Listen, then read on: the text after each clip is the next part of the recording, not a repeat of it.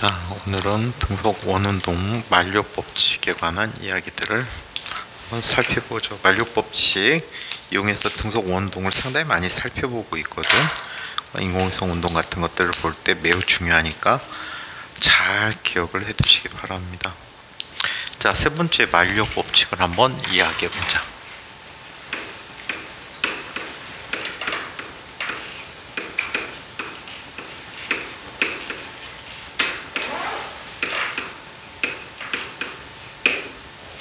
만료 법칙을 살펴보는데 먼저 케플러 법칙이라는 걸 얘기해 볼게요.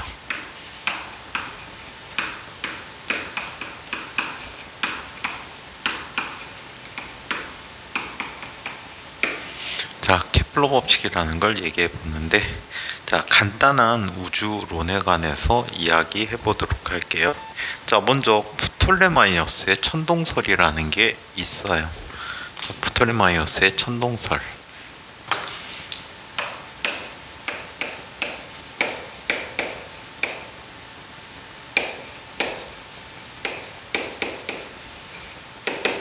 주장한 사람은 프톨레마이오스야.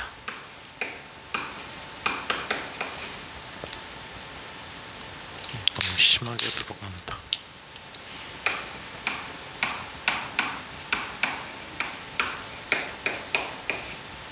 이 프톨레마이오스라는 사람은요, 자,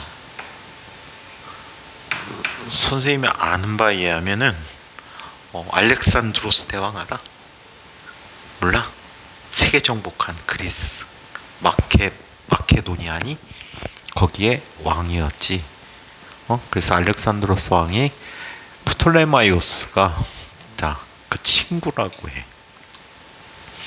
배경은 어떻게 되냐면, 그때 당시에 그리스에는 강한 나라가 도시국가들이니까 알다시피 아테네, 그리고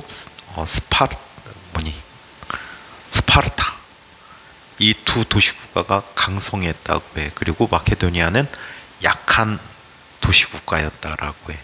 그래서 강한 나라를 만들기 위해서 알렉산드로스 대왕 아버지가 대왕이었겠지. 알렉산드로스를 공부를 시켰어. 누구를 모셔다 공부를 시켰냐면, 그때 당시에 가장 유명한 철학자인 아리스토텔레스를 스승으로 해서 공부를 시켰다라고 해. 혼자 공부하기가 심심할까봐 친구들을 잔뜩 붙여서 공부시켰는데, 그 중에 한 친구가 프톨레마이오스래. 그래서 이 알렉산드로스 대왕은 이런 친구들의 도움을 받아서 세계 정복을 하게 됐지. 그때 당시에 세계 정복을 하고, 그리고 나서 나라를 이제 여러 나라들을 정복했으니까 다스려야 되는데, 이 프톨레마이오스에게 이집트를 떼줬대. 그래서 그때부터 이집트에는 프톨레마이오스 왕조가 생기게 돼.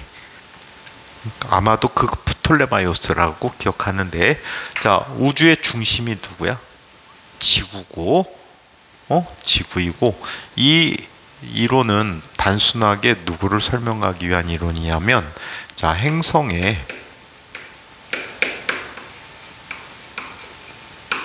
시운동을 설명하기 위해서, 시운동이라는 것은 겉보기 운동이 되는데 눈으로 보이는 운동을 설명하기 위해서 얘기했어. 그래서 온 우주의 중심이 지구가 있고, 가장 가까운 쪽에 달이 공전하고 있고, 그 다음엔 수성, 금성, 태양이 동시에 돌게끔 만들었어. 또 이 운동의 특징은 큰 원이 있고 그 안에 주전원이 있어서 주전원을 돌면서 같이 움직이는 특성을 갖고 있게 돼. 외행성은 바깥쪽, 태양 바깥쪽에 화성, 금성, 목성, 화성, 토성, 목성 순서대로 주전원을 가지고 큰 대원을 돌게 됐다라고 하는데, 힘의 근원을 설명할 수 없을 뿐만이 아니고 금성의 모양의 변화도 설명할 수가 없었대. 그래서 의문을 제기하게 됐지. 그래서 기동설이라는 게 주장이 되죠. 얘는 태양 중심설이야. 태양 중심설이고, 이걸 주장한 사람이 코페르니쿠스야. 자, 코페르니쿠스는 온 세상의 중심에는 태양이 있고 그 주변을 행성들이 돌고 있다라고 주장했는데, 이 사람의 이론에 의하면 행성의 시운동뿐만이 아니고 금성의 모양의 변화, 그리고 이 행성들이 원운동하는 그 근원까지도 설명할 수가 있었다라고 얘기해요. 자, 그래서 이렇게 주장이 되졌는데, 이 이야기들을 반박하고 싶은 사람이 나왔던 거야. 자, 뭘 반박했냐면, 지동설이 연태까지 나왔던 개념과 어때? 반대되는 개념으로 나왔단 말이야. 그래서 이게 아니라는 걸 증명하기 위해서 티코 브라헤라는 사람이, 티코 브라헤라는 덴마크의 천문학자야. 티코 브라헤가 이거를 설명하기 위해서 화성의 운동을 약 20여 년 동안 관측했어. 20여 년 동안 관측했는데 그때부터는 설이 여러 개야. 조수라는 설도 있고 제자라는 설도 있고, 그리고 전혀 별개다라고 하는 인물이 존재하는데 그 사람이 바로 케플러야. 이 케플러는 당시에 굉장히 유명한, 선생님이 아는 바에 의하면 굉장히 젊은 유명한 수학자였다라고 해. 이 케플러에게 화성의 움직임에 대한 자료를 건네주고, 이거를 내가 죽기 전에 정리 좀 해주십시오 라고 부탁했던 걸로 알고 있어. 그래서 이 케플러는 이 자료를 토대로 해서 약 20여 년 동안 세 가지 법칙을 완성하게 됩니다. 그 첫 번째 법칙이, 자, 어떤 법칙이니? 맞아요.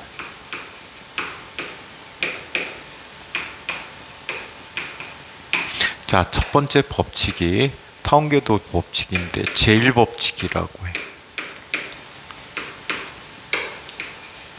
케플러 제1법칙이라고 하고, 타원궤도 법칙이라고 한다.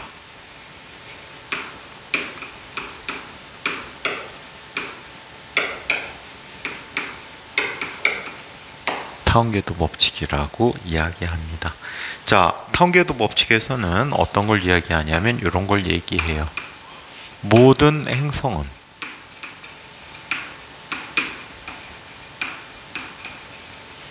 타원을 한 초점으로 하는,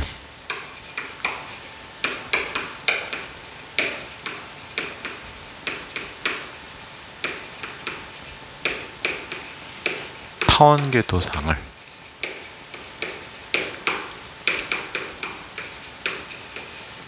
공전한다라고 얘기하지.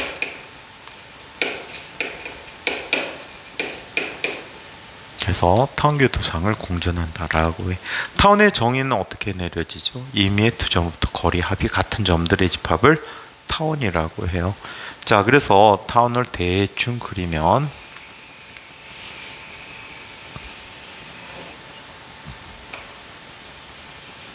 자, 대충 타원이라고 하자.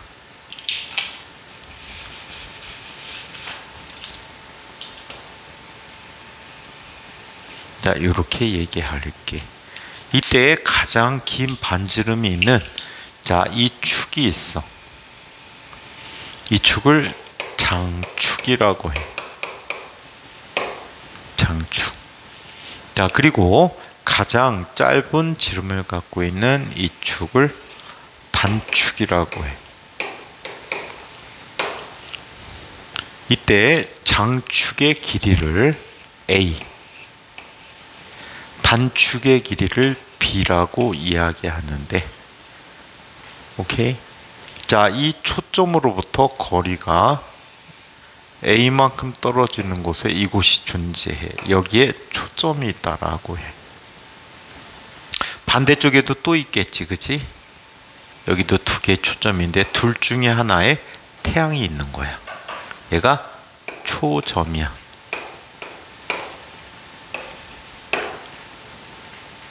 오케이? 자, 그리고 가장 가까운 이 점을 태양에서 가장 가깝다 그래서 근일점. 가장 멀다고 해서 얘는 원일점이라고 얘기해. 오케이? 자, 그래서 이렇게 놓여 있고 20률이라는 게 또 존재해. 이건 그냥 참고로 나중에 수학 공부할 때 쓰라고. 자, 타원궤도의 이심률은 a분의 루트 a 제곱 마이너스 b 제곱인 곳이 바로 초점이야. 요거리야 그게. 그치? 그래서 여기까지 거리를 흔히 2a라고 표현해주고 있어. 오케이?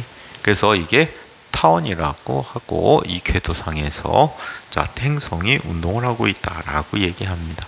자, 두 번째 다룰 이야기는 제2법칙 면적속도 일정 법칙이야.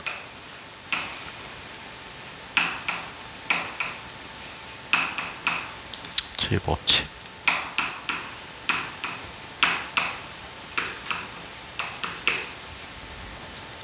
면적속도 일정 법칙이다.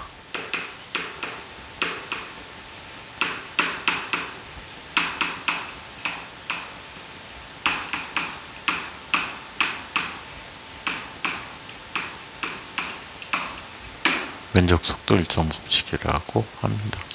자, 무슨 뜻인 거 아니? 이렇게 얘기합니다. 태양과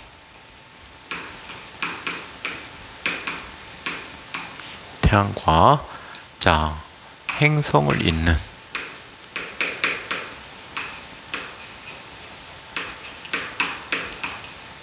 선분, 이 선분을 우리는 동경이라고 표현해요.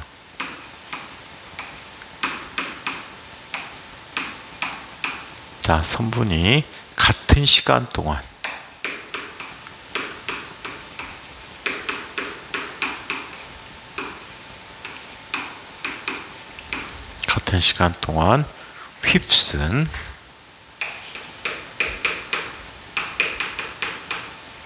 휩쓴 타원궤도상의 면적이 항상 일정하대.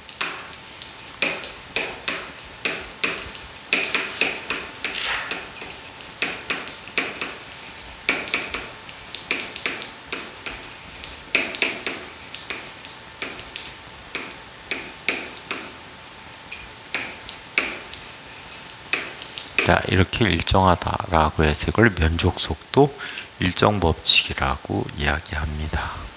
자, 여기 대충의 타원을 대충 한번 그려보도록 하자.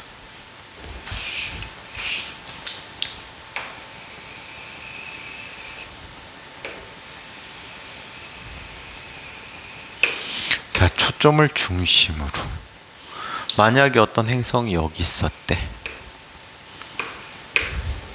P1이라고 할까? 자, P1이 있었대. P1에서 일정한 시간 동안 이동했을 때 이 지점을 P2라고 얘기한다면 이때 이동하는 데 걸린 시간이 델타 T였다라고 할까? 자, 또 다른 시간일 때 다른 위치에서 얘는 P1'의 위치에 있었고 이쪽에 또 다른 위치에서 P2'의 위치에 있었대. 이것도 델타 T만큼 같다면 두 녀석의 면적, 얘를 S1, 얘를 S2라고 하면 면적이 어때? S1과 S2가 서로 어떻다는 얘기야? 같다라고 얘기해요. 오케이?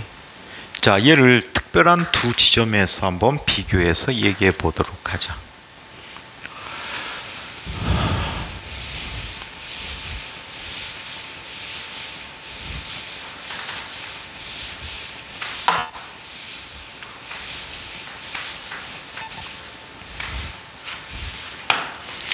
자, 얘네들을 근일점과 원일점에 대해서 특별하게 한번 얘기해 보도록 할게요.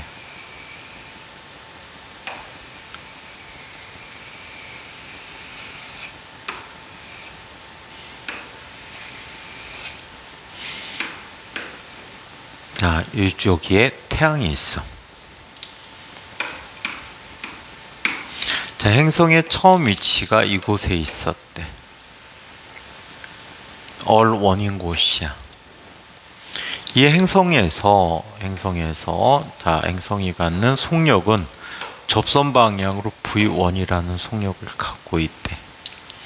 시간이 얼마 지났냐면 델타 t라는 시간이 지났을 때 행성은 이 위치에 와 있대. 오케이?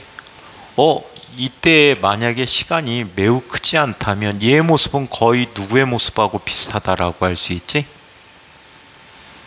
거의 누구하고 비슷하지? 부채꼴의 모습하고 비슷하지. 자, 그렇다면 얘의 넓이를 델타 S1이라고 했는데 이 부채꼴의 넓이는 어떻게 구하지? 부채꼴의 넓이 구하는 식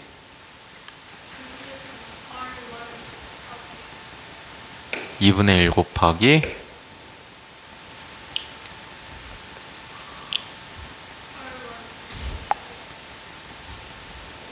반지름 곱하기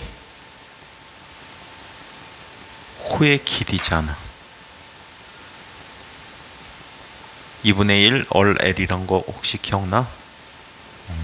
자, 그렇다면 얘는 어론 곱하기 V온 곱하기 호의 길이는 V온으로 델타 T 동안 간 거리가 되네. 자, 또 다른 위치에서 R2라는 위치에서 이 행성은 V2라는 속도로 가고 있대. 자, 그래서 같은 시간 동안의 휩쓸 면적이 또 같아야 돼. 이 면적을 델타 S2라고 한다면 델타 S2는 얼마가 돼버리죠? 2분의 1 곱하기 R2 곱하기 V2 델타 T가 된 거야. 이 식으로부터 델타 T분의 델타 S1이라는 값은 2분의 1 곱하기 어론 곱하기 V1 또 델타 T분의 델타 S2라는 값은 2분의 1 곱하기 R2 곱하기 V2가 돼버린 거지. 살펴보니까 면적에 대한 시간의 변화율이라 그래서 면적 속도라고 한 거야. 면적 속도가 항상 어떻대? 일정하대. 그럼 원일점과 근일점에서는 항상 어론 V1이라는 녀석이 R2 V2와 같다라고 쓸 수 있어. 아무 데서나 다 쓸 수 있다고? 이거는 근일점 그리고 원일점 관계에서만 사용할 수가 있다라고 해. 오케이? 근일점과 원일점에 대한 식에서만 쓰고 함부로 쓰면은 실수를 해서 틀릴 수가 있어요. 여기서는 뭐 특별히 없잖아, 그치? 표시가 안 돼 있는데 정확히는 R 곱하기 V 곱하기 사인 세타로 나와야 되기 때문에 이 이야기는 틀린 이야기가 돼. 원일점과 근일점에서만 사용할 수 있다라고 해. 아시겠죠? 다른 위치에서 쓰면은 실수해서 틀려. 자, 그래서 이렇게 나타났고 이번에는 제3법칙.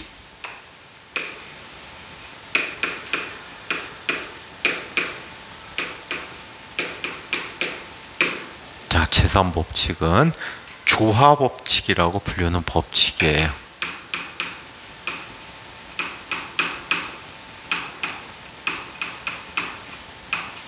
케플러가 1년 동안 완성한 법칙이 제1법칙이야.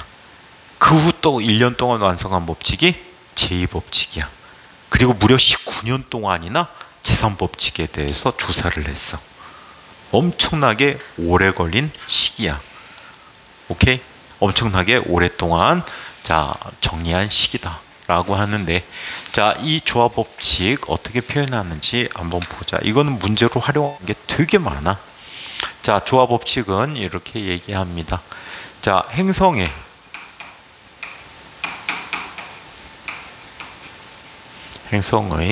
공전주기의 제곱은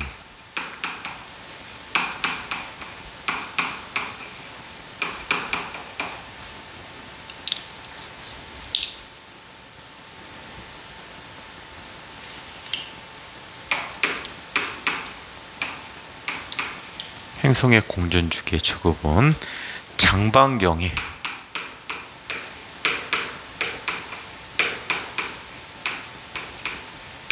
세제곱에 비례한다.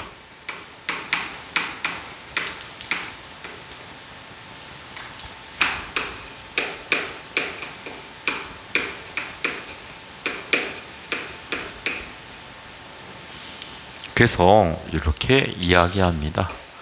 t제곱이 a 세제곱에 비례한다.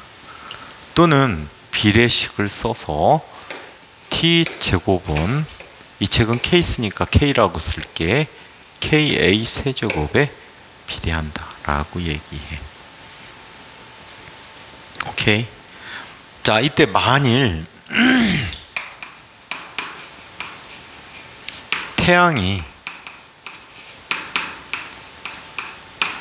중심별이라면,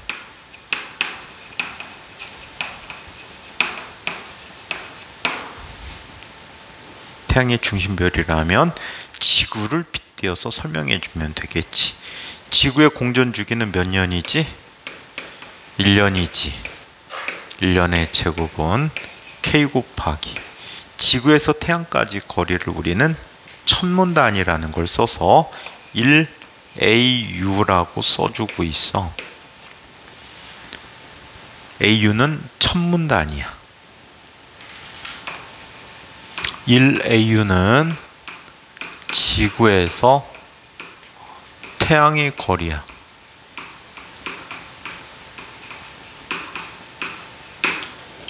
그래서 얘를 뭐라고 불러? 천문 단위라고 불러.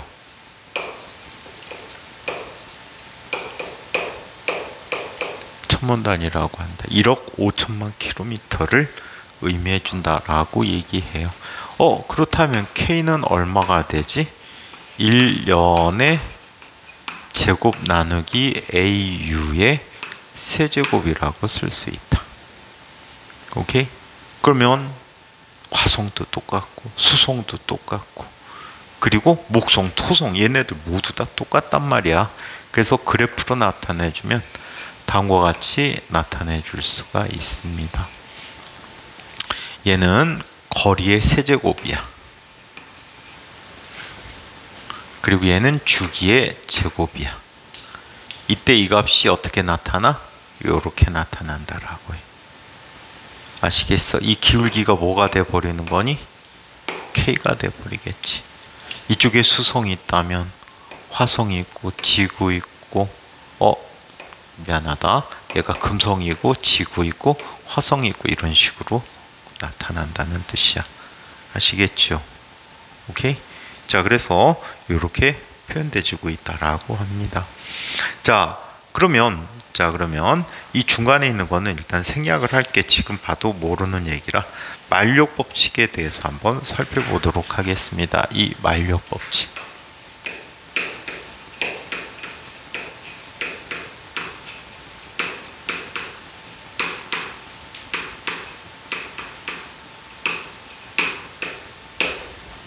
만력 법칙에 대해서 얘기해 보도록 할게요. 자, 만력 법칙은 다음과 같이 이야기하는 법칙이야. 정의부터 이야기해 준다면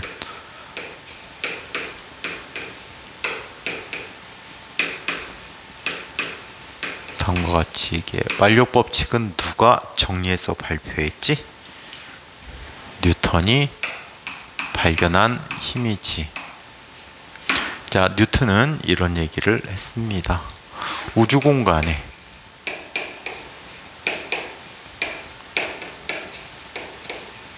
모든 물체들 사이에는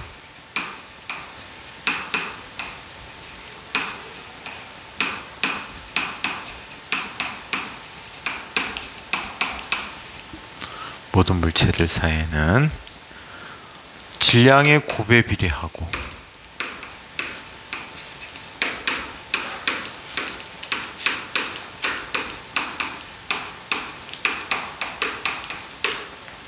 거리의 제곱에 반비례하는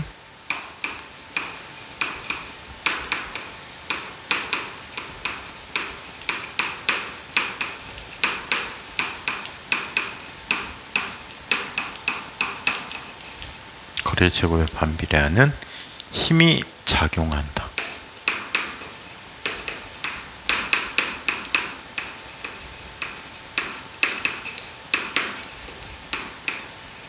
이 힘을 만류 인력이라고 이야기하게 돼요.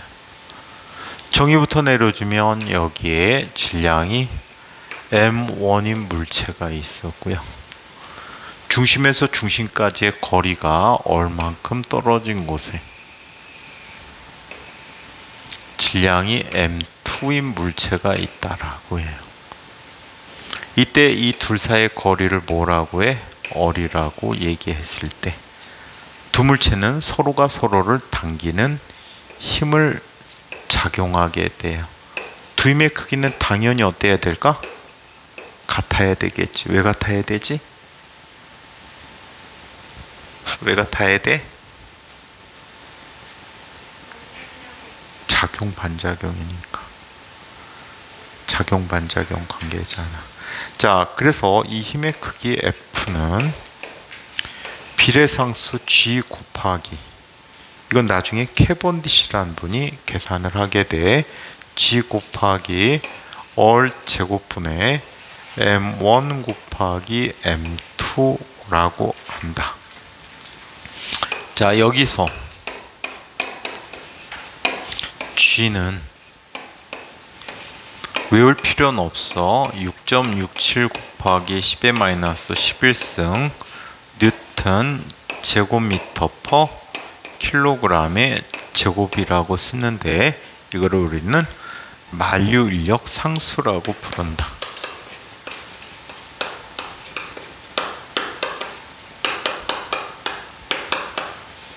자, 그래서 이렇게 표현해 주고 있다라고 합니다. 이게 만류 인력 법칙이다. 자, 이 식의 증명에 대해서 이야기해 보도록 하겠습니다.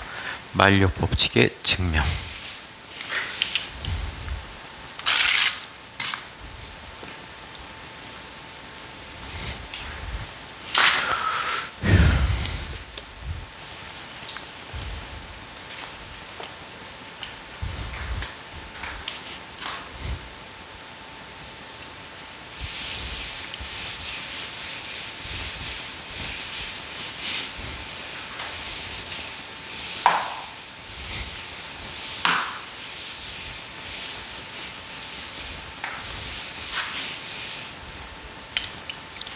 자, 증명을 이야기해 볼게요.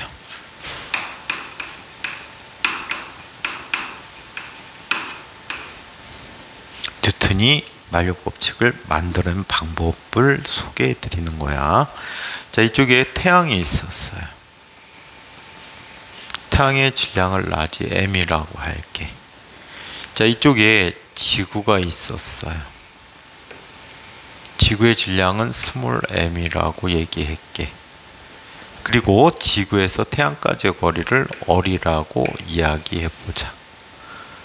이 상태에서 이쪽으로 지구에 비해서 태양의 질량이 무려 33만 배나 더 크단 말이야. 그럼 태양은 거의 움직이지 않고 만약에 이런 힘이 작용한다면 지구는 딸려가겠지. 딸려가지 않으려고 지구는 매우 빠른 속도로 운동을 하고 있는 거야. 운동 방향과 힘 방향이 서로 어때? 수직하네. 무슨 운동을 하지? 물체는 원 운동을 하게 된다고 해. 오케이? 물체는 원 운동을 하게 된다 라고 얘기한. 오케이? 물체가 둥서 원 운동을 한대. 그때 물체에 작용하는 힘들을 살펴보면, 물체에 작용한 힘들은 자, 어떤 힘인지 그때 당시에 몰랐단 말이야. 자, 얘는 태양이 지구를 당기는 힘이라고 하자. 오케이? 얘는 MA가 되는데 원운동을 하잖아. 원운동을 하게 되니까 어떻게 나타내 줄 수 있니? 얘는 M 곱하기 얼분의 V제곱이라고 쓰거나, 또는 M 얼 오메가의 제곱이라고 쓰거나, 또는 T 제곱분의 4파이 제곱 M 얼이라고 쓰게 된다고 해. 여기서는 이 식을 쓸 거야. 이렇게 되는 이유는 V는 얼 오메가라는 식 때문에 그렇고, 이렇게 되는 것은 오메가는 t분의 2파이라는 식을 쓰기 때문에 이렇게 쓸 수가 있어. 오케이? 마찬가지 지구를 중심으로 본다면 지구가 볼 때는 태양이 도는 거지. 거꾸로 써보자는 얘기야. F 지구가 태양을 당기는 힘이야. 얘는 라지 MA라고 써줄 수 있단 말이야. 오케이? A'이라고 할까? 힘이 같아야 되니까. 자, 이때 얘는 똑같이 쓰게 되면 T 제곱분의 4파이 제곱 곱하기 라지 M 얼이라고 쓸 수 있게 된다라고 해. 자, 여기에서 주기가 서로 같은데 T라고 하는 녀석은 T 제곱은 K 곱하기 얼 세제곱에 비례한다라고 했잖아. 그치? 그래서 이 두 식을 똑같이 바꿔서 써주는 거야. 얘는 이렇게 나타내 줄게. K 얼 세제곱분의, 오늘따라 너무 심하게 빠지는데, 4파이 제곱 스몰 m 곱하기 얼이라고 쓸 수 있고, 얘는 지구 중심이니까 비례상수 값이 달라지겠지. 오케이? 비례상수 값이 달라져서 k 프라임 곱하기 얼 세제곱분의 4파이 제곱 곱하기 라지 m 곱하기 얼이라고 써준다. 이렇게 쉽게 빠질까? 좀 조여줘야 되는데 왜 안 조여주지?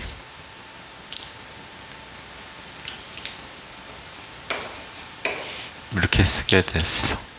여기서 얘는 약분이 돼버려.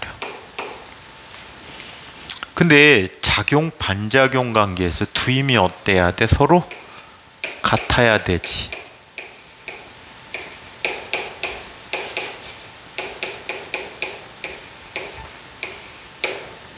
그쵸? 작용 반작용 관계에서 두 힘이 같아야 돼. 그러기 위해서는 K분의 4파이 제곱이라는 값 속에는, 자, 요 값 속에는 제곱 빠졌다. 요 값 속에는 이 값과 같기 위해서 라지 m이라는 걸 포함해야 되고, 마찬가지 K'분의 4파이 제곱이라는 값 속에는 스몰 m이 포함되어야 된대. 그쵸? 자, 그래서 이 식으로부터 다음과 같이 나타나. K분의 4파이 제곱이라는 녀석을 GM이라고 쓴대. 오케이? 비례상수를 G라고 쓴 거야. 그래서 두 힘이 서로 같기 때문에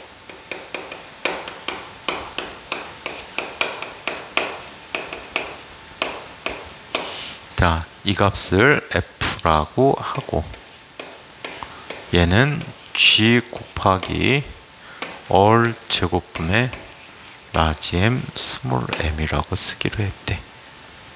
오케이? 그래서 조화 법칙을 이용했고,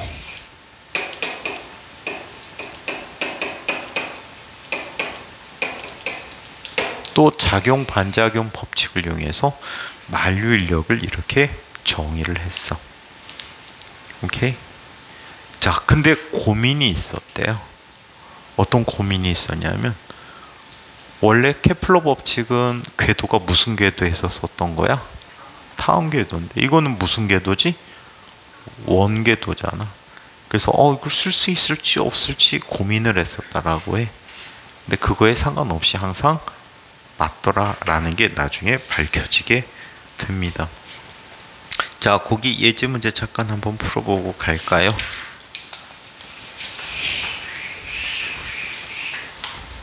자, 예제 문제를 풀어보고 가도록 할게. 자,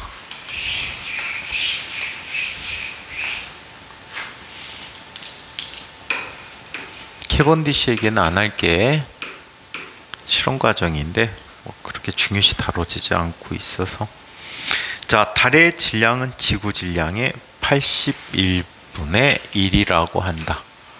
달의 질량을 스몰 m이라고 하고 지구 질량을 라지 m이라고 한다면 이런 관계를 갖게 된다고 해요. 이때 지구와 달 사이의 무게가 없어지는 위치는 어떤 위치인지를 한번 살펴보자. 여기 지구가 있고요. 지구로부터 거리가 1이라고 할게. b만 쓰면 되니까 1의 거리만큼 떨어진 곳에 달이 있었어요. 달의 질량은 81분의 라지 m이라고 하자. 이 사이에 어디엔가 x만큼 떨어진 곳에 m'이라는 물체가 있대. 그럼 이 거리는 얼마가 되지? 1-x가 되겠지. 그렇다면 자, 얘는 얘를 당겨주고 얘도 얘를 당겨주겠네. 그쵸? 서로가 서로를 당겨주게 되는데 이때 얘는 g 곱하기 x 제곱분의 라지 m 곱하기 m 프라임이고,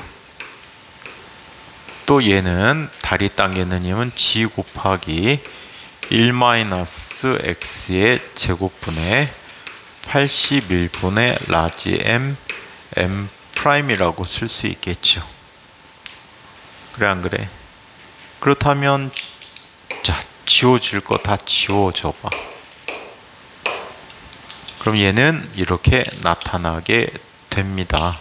자, 얘는 x의 제곱이라는 값은 81분의 1-x의 제곱과 같죠. 따라서 x는 9 곱하기 1-x라고 쓸 수 있겠네. 그죠? 길이는 음의 값이 없기 때문에 플러스 마이너스 안 썼어. 자, 그러면 얘는 뭐가 돼버릴까?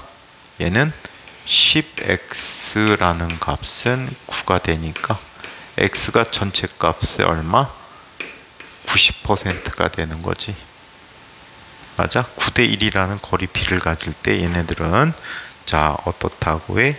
무중력을 느끼게 된다라고 이야기를 합니다. 자, 그 다음 문제도 예제도 한번 또 풀어볼까? 그 다음 예제도 한번 풀어보자.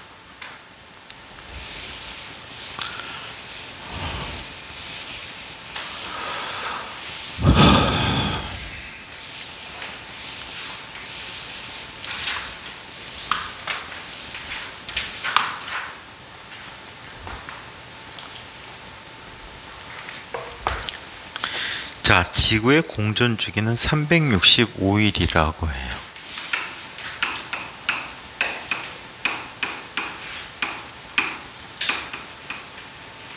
자, 지구의 공전 주기가 365일이라고 해. 자, 만약 만류력 상수가 g가 2배가 됐대.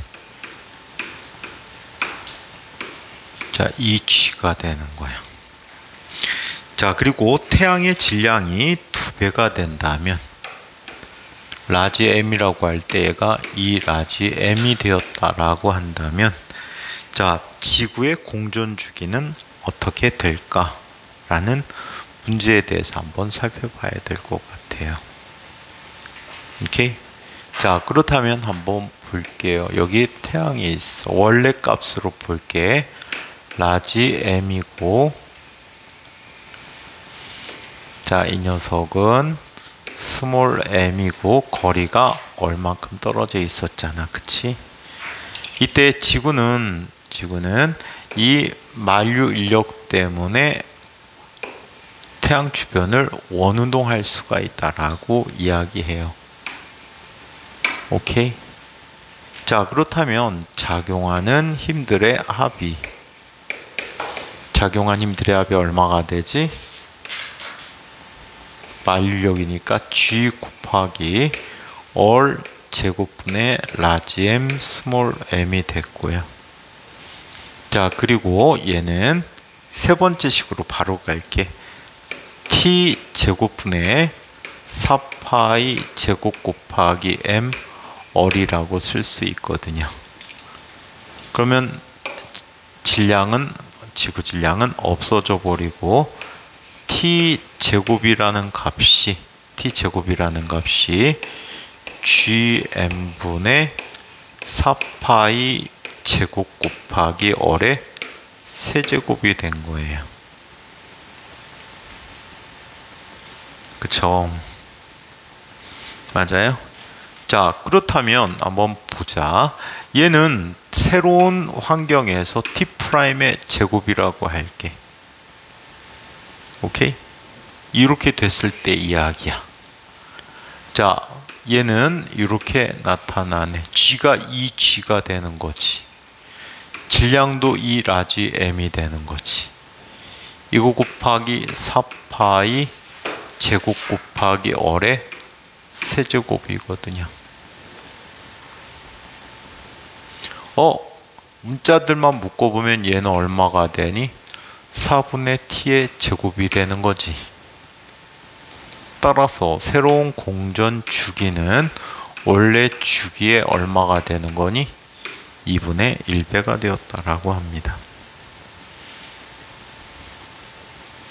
아시겠어요? 2분의 1배가 되었다.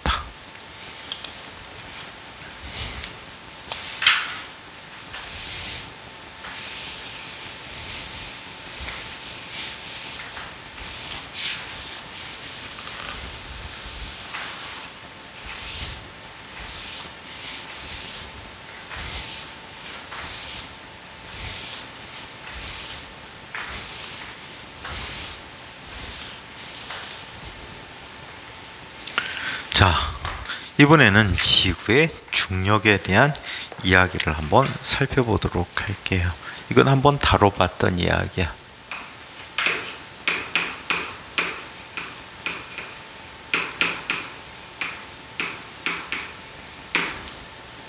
지구의 중력에 대해서 얘기해 보도록 하자. 중력과 중력 가속도 얘기를 한번 볼게.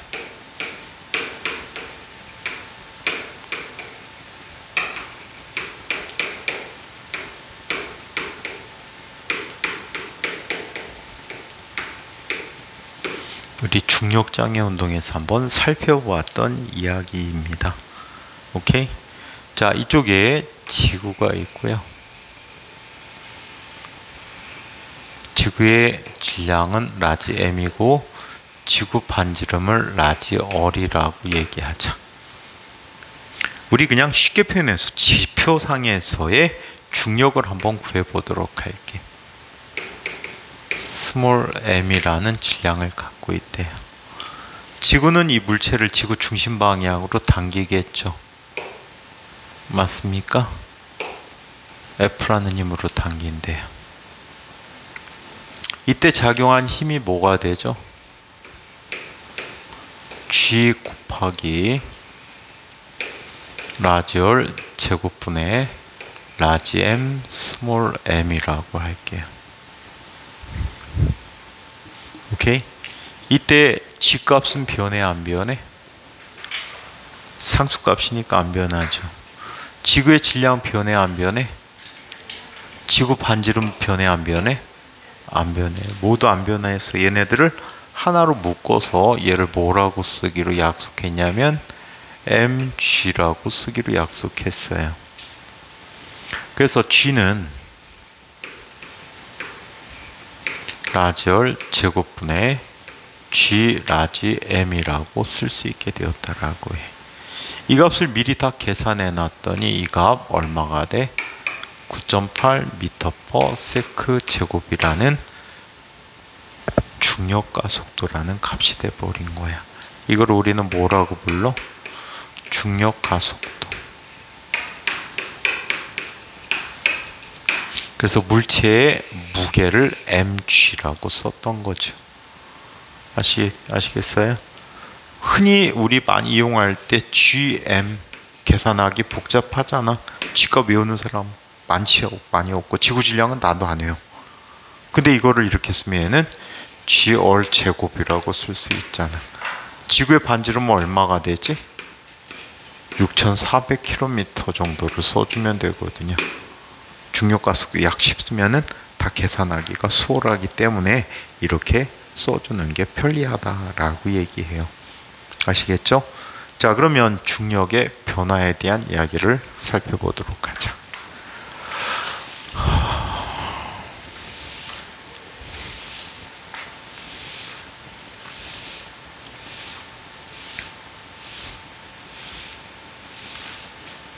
자, 중력의 변화에 대해서 이야기해 보도록 하죠. 자, 중력의 변화.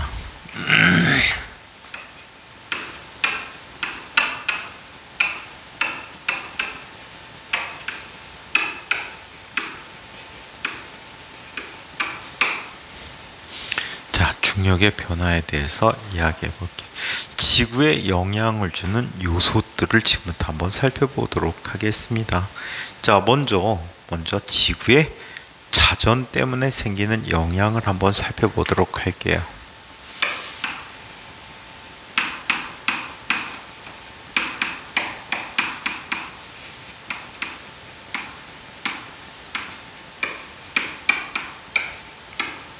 자, 지구의 자전 때문에 생기는 영향을 한번 살펴보도록 할게요.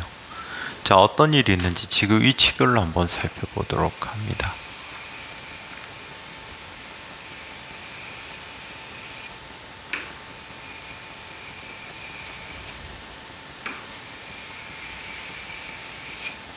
자, 지구가 있어요.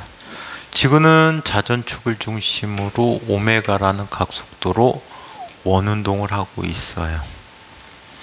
자, 이때 자, 지표상에 위치마다 물체가 있다라고 가정해 봅시다. 이 물체의 질량은 모두 m이에요. 지구 반지름이 R이라고 일정하다라고 했을 때, 자, 지구는 물체를 지구 중심 방향으로 얼마 힘으로 당기고 있죠? mg로 당기고 있죠. 여기서 g는 뭐라고 쓰면 돼? R 제곱분의 gm이라고 쓰면 되겠다. 오케이. 자, 한편 자, 이 위치에서도 얼마의 힘으로 역시 mg로, 또 이 위치에서도 역시 mg로 나타나게 돼요. 자, 한편 이 물체는 자, 원 회전하는 방향과 자, 회전하는 축을 중심으로 바깥쪽 나가는 방향을 향해서, 바깥쪽 나가는 방향에서 원심력이 작용하고 있다라고 해요. 이 원심력은 m 라지얼 오메가 제곱이 됐어요. 이때 이 위도를 파이라고 한다면 얘는 나가는 방향으로 요 거리가 얼 코사인 세타가 되니까 자, m 라지얼 제곱 오메가 곱하기 코사인 파이는 위도가 돼 버렸어요. 이런 힘이 나타나고 얘는 힘이 작용하지 않아. 그래서 이 위치에서는 두 힘의 합력이 나타나서 요렇게 나타나. 하지만 실제로 얘와 얘는 크기가 거의 같다. 이게 매우 작아서. 아시겠어요? 매우 작아서 그래. 자, 그래서 요건 계산하기 불편하잖아. 중위도 지방, 그지? 적도와 극에서만 비교해 보도록 할게요. 자, 먼저 적도를 이야기해 보자. 적도에서는 물체에 작용하는 힘이 중심 방향으로 어떤 힘이 나타나? mg라는 힘이 나타나죠. 그지?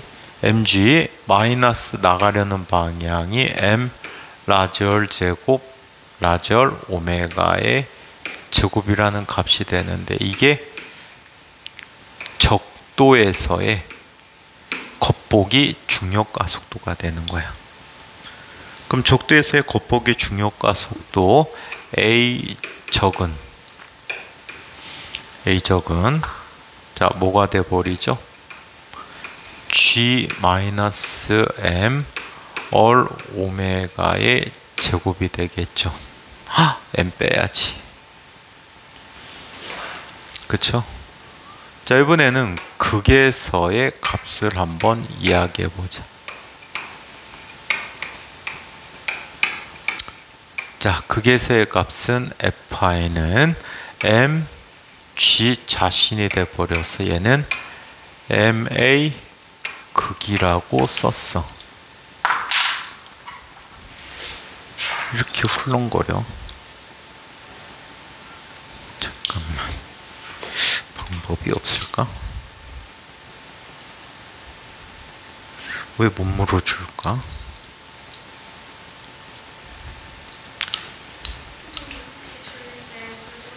마시고 오세요.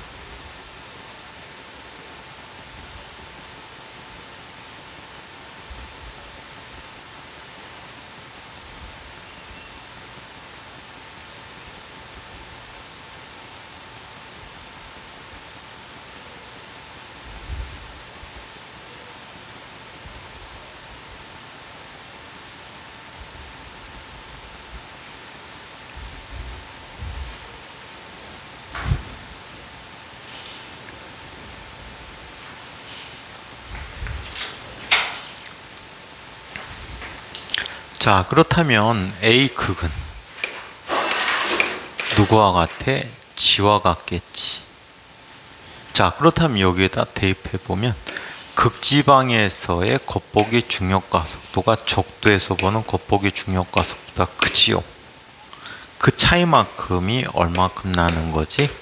A 극 빼기 A 적도는 자, 얼마?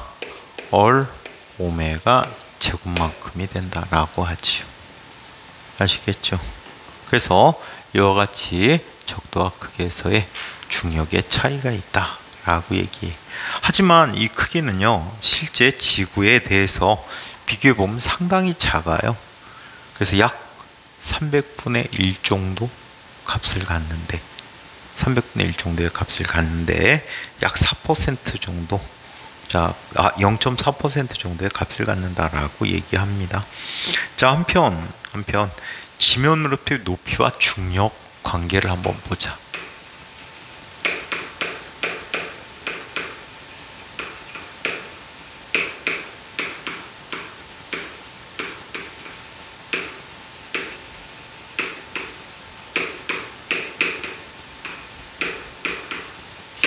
자, 지면으로부터의 높이와 중력 관계를 이야기해 보도록 할게요. 자, 지표상에서 멀리 떨어질수록 점점점 중력이 작아지고 있어요. 그 관계를 한번 볼게요. 자, 지구가 있고요. 자, 지구에서 반지름 어리고 높이가 h만큼 떨어진 이런 위치가 있다라고 하자. 자, 여기에 얘는 라지 m이고 얘가 스몰 m이다 라고 얘기할게. 이거는 상당히 크게 표현됐는데 일반적으로 얼에 비해서 h가 무지무지 작은 경우로 가정을 하자.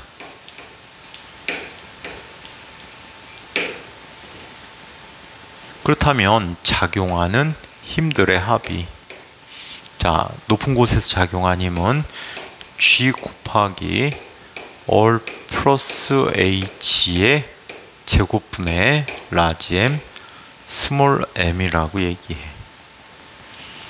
자, 그러면 얘를 이렇게 바꿔 쓸 수 있어. 얼 제곱 곱하기 1 플러스 얼분의 h의 제곱분의 라지 m 스몰 m이라고 쓰기로 하지. 자, 그러면 얘는 g 곱하기 얼 제곱분의 라지 m 스몰 m 곱하기 1 플러스 얼분의 h의 마이너스 2제곱이 돼버려.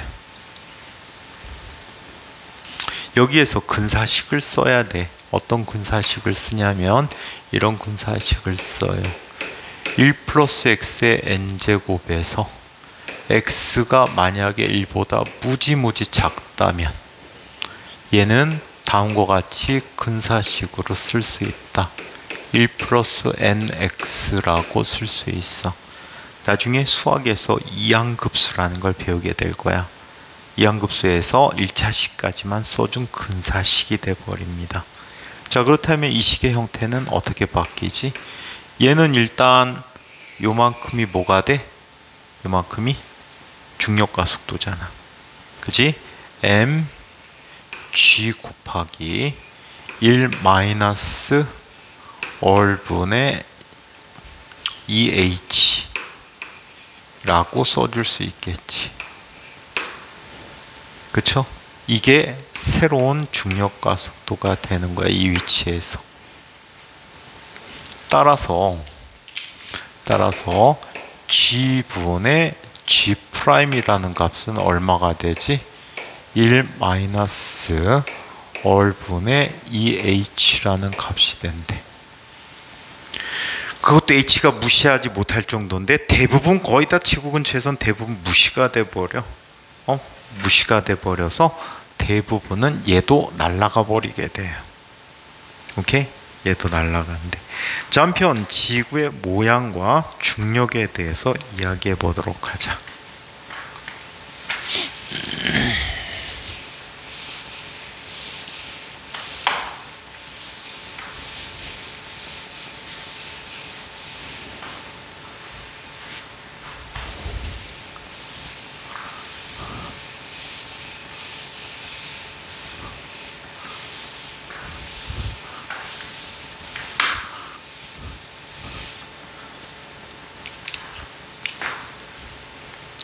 자, 지구의 모양과 중력을 살펴보자.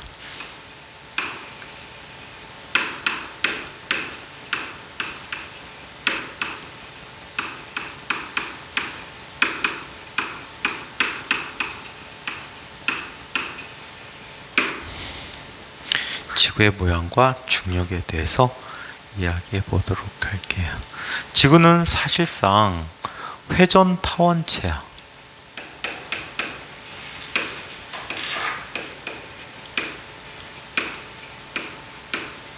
지구는 회전 타원체다. 오케이. 자, 지구는 회전 타원체이기 때문에 이런 식으로 표현되지고 있어. 극반지름과 적도 반지름이 차이를 갖습니다.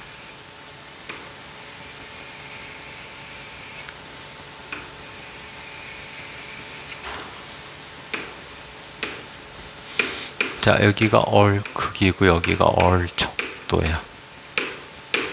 이때 극반지름은 6357km야.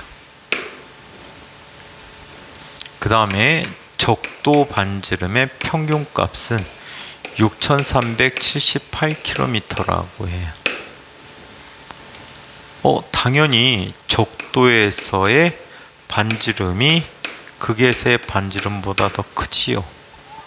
이때 중력가속도 g라고 하는 것은 얼 제곱의 반비례하는 관계를 갖잖아요. 따라서 극에서의 중력가속도는 적도에서의 중력가속도보다 더 크다라고 얘기할 수가 있습니다. 하지만 이 크기도 미미하다. 아주 작은 편이다. 그래서 평균적으로 거의 지구는 중력가속도를 9.8이라는 값을 이용해서 사용해주고 있다라고 합니다. 자, 한편 네 번째. 자, 지구 내부 물질에 불균일성이 있어.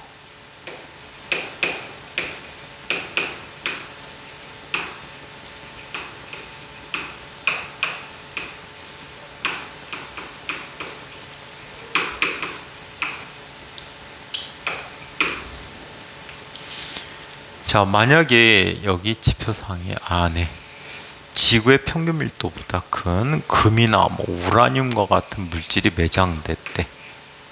AU는 뭐지? AU? 아니, 여기서 원소 이름. 원소기 아직 안 외웠어? 주요 금속이라 외워야 되는데 금이야. 금. 유는 뭐야? 우라늄. 그래서 이런 물질 등이 매장되어 있으면 중력의 방향이 이렇게 나타나요. 방향도 달라지지만 크기도 커요. 오케이? 반면에 자, 지구 내부에 자, 여기에 물이 있거나 또는 석유가 매장된 경우에는 중력이 다른 곳보다 어떻게 나타나? 약하게 나타나요.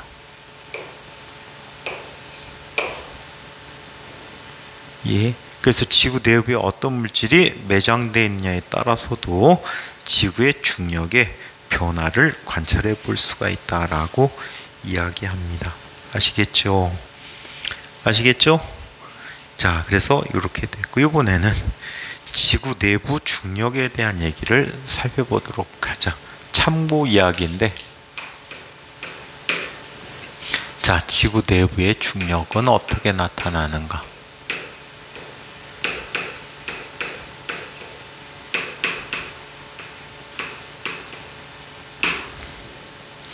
애매하다. 남은 시간이. 만약에 못하면 다음 시간에부터 새로 해줄게.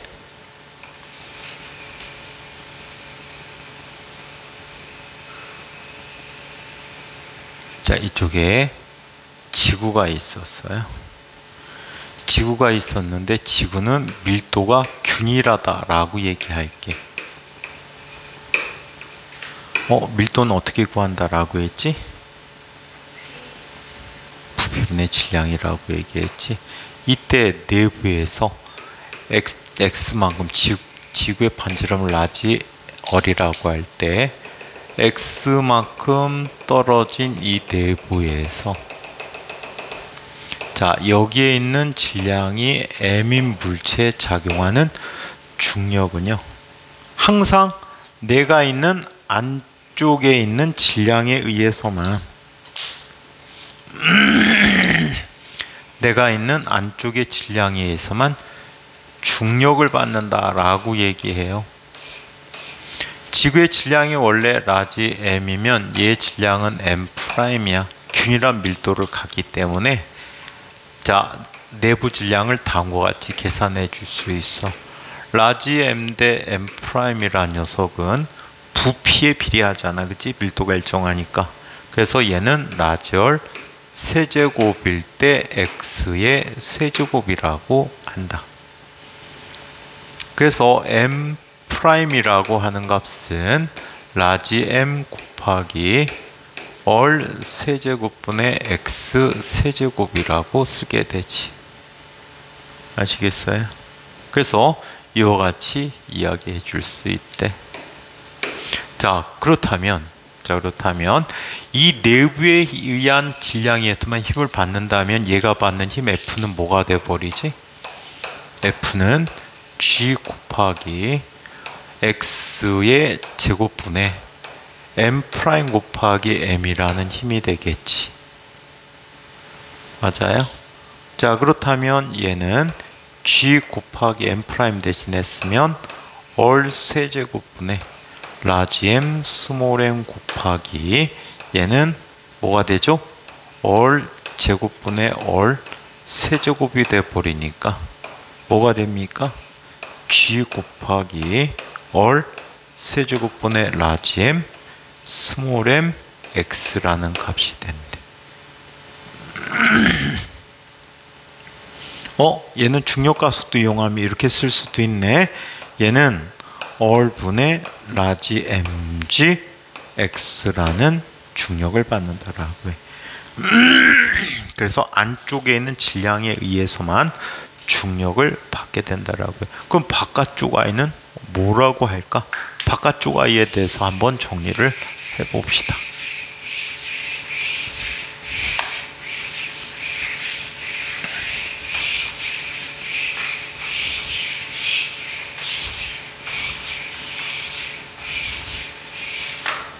바깥쪽 i에서 나타나는 경우를 이야기해 볼게요.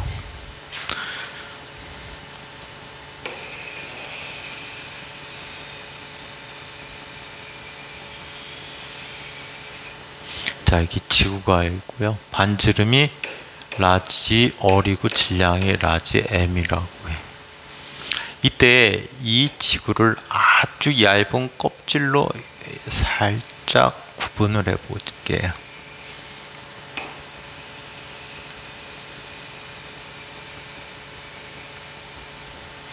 이 두께를 델타 R이라고 하자. 델타 R이라고 할게. 자, 이때 중심에 대해서 질량이 지금 요만큼 위치에 떨어져 있어, 지금.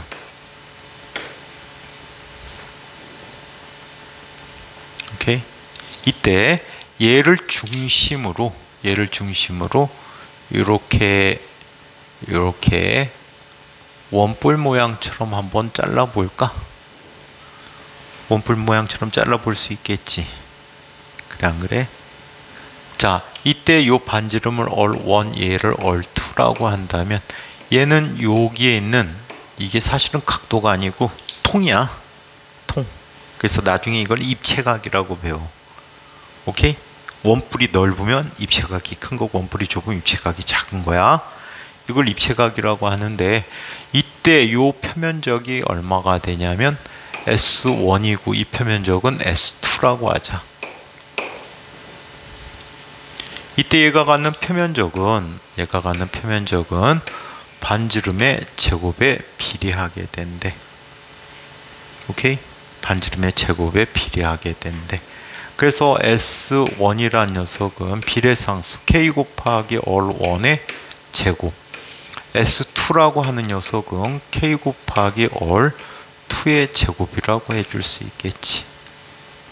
자, 이때 여기에 아주 얇은 껍질의 질량이 이 물체에게 작용하는 힘을 한번 보이도록 할게.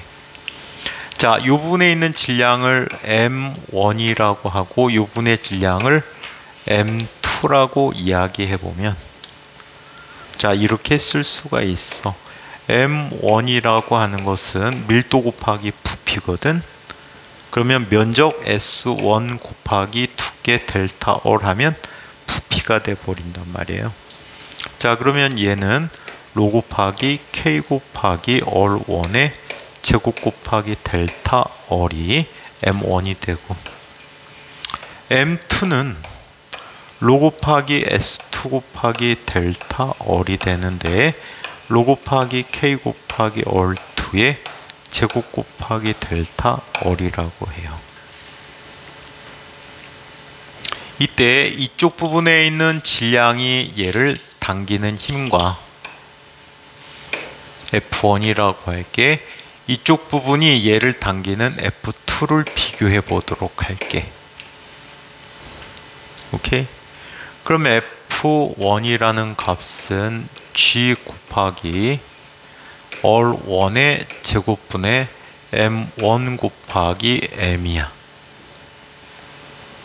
자, 이 녀석 대신 대입해주면 얘는 R1의 제곱분의 G 곱하기 로 곱하기 K 곱하기 R1의 제곱 델타 R 곱하기 스몰 m이 됐대요.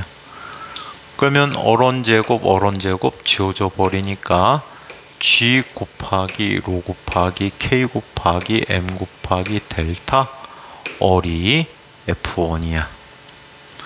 마찬가지 방법으로 F2도 구해보면 F2도 G 곱하기 R2의 제곱분의 M2 곱하기 M이 돼버리는데 얘는, 자, 똑같이 그냥 대입해서 살펴볼까?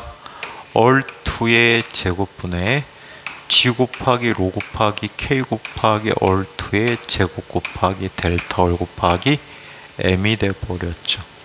마찬가지 R2 제곱 지워지니까 얘는 G 곱하기 로 곱하기 K 곱하기 M 곱하기 델타 R이 됐대.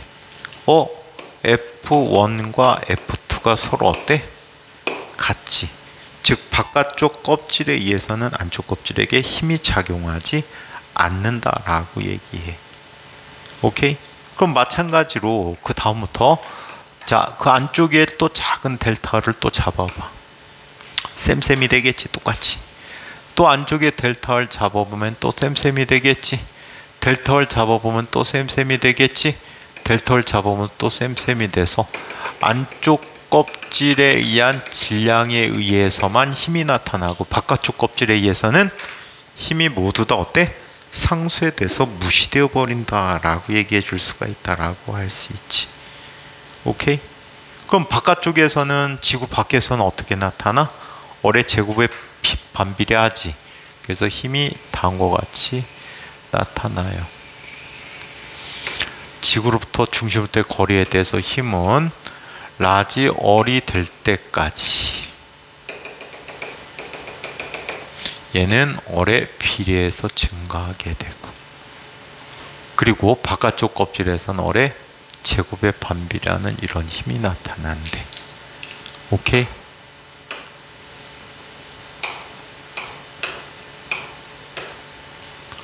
이해합니까?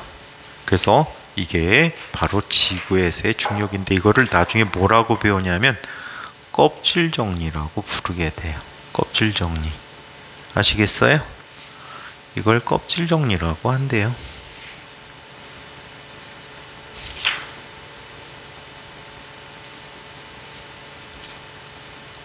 연습 삼아서 하나 문제 하나 풀어볼까?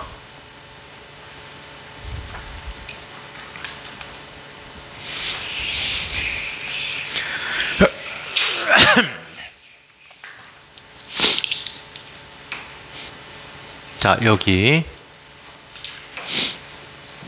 질량이 m1인 별이 있어요. 이 별로부터 a만큼 떨어진 거리에 스몰 m인 물체가 있어요. 자, 그리고 이곳으로부터 b만큼 떨어진 곳에 m2인 물체가 있다라고 해요. 이때 m에 작용하는 힘이 0이래요. 오케이? 그러면 이때 b분의 a는 얼마가 될까라는 걸 계산해 볼 수 있겠지?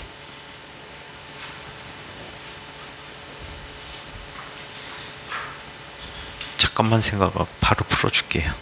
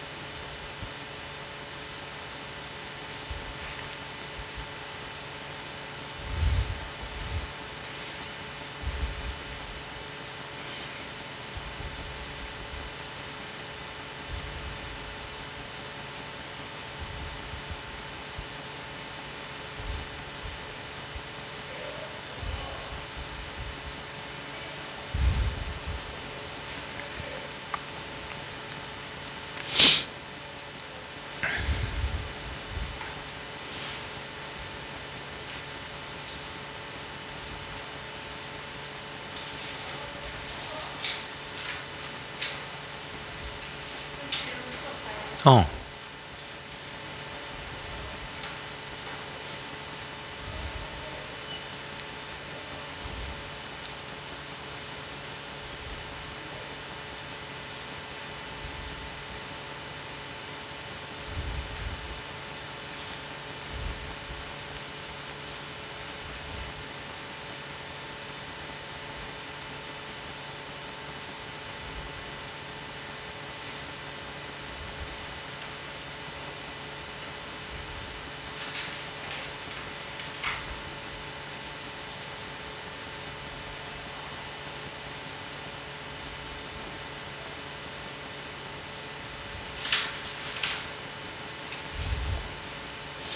페이지 넘기다 끝나겠다.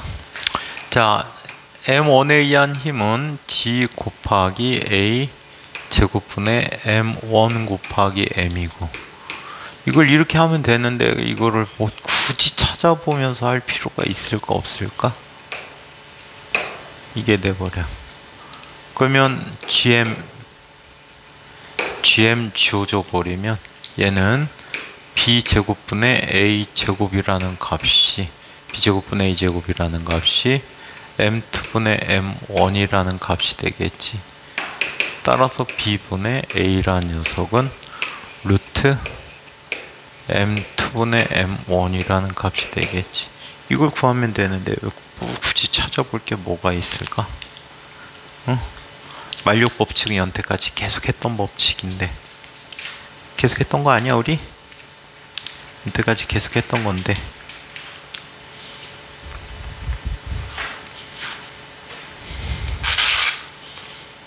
여기까지만 합시다.